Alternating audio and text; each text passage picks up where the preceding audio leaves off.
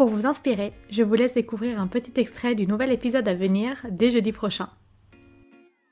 Si je veux commencer demain à créer ma communauté, qu'est-ce que je devrais faire ?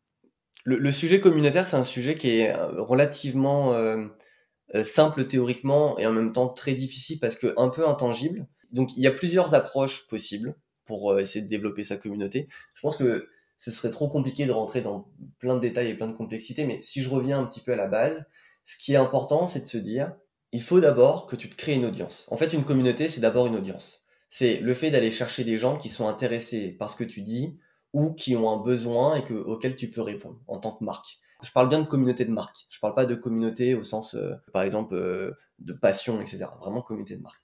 Donc, le premier sujet, c'est de se créer une audience. Aujourd'hui, comment tu te crées une audience? Il y a de l'inbound, enfin, il y a plein de sujets. Tu peux faire du paid, enfin bref, il y a plein d'options possibles.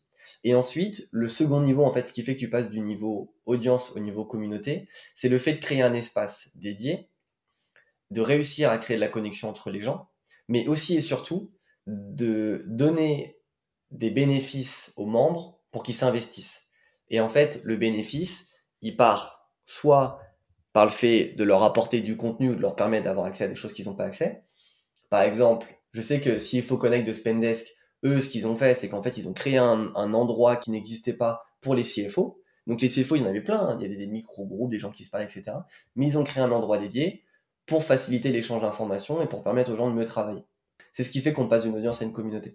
Et ensuite, l'autre manière que ça peut être, c'est de jouer beaucoup sur le statut. C'est quelque chose qu'on voit de plus en plus, mais si tu veux créer ta communauté, l'idée c'est d'offrir en fait aux gens un lieu ou un endroit un peu exceptionnel, un endroit qui est un peu différent pour eux. Par exemple, pour tes meilleurs clients. N'importe quelle marque a le potentiel de créer sa communauté si par exemple elle veut commencer à s'adresser à ses meilleurs clients.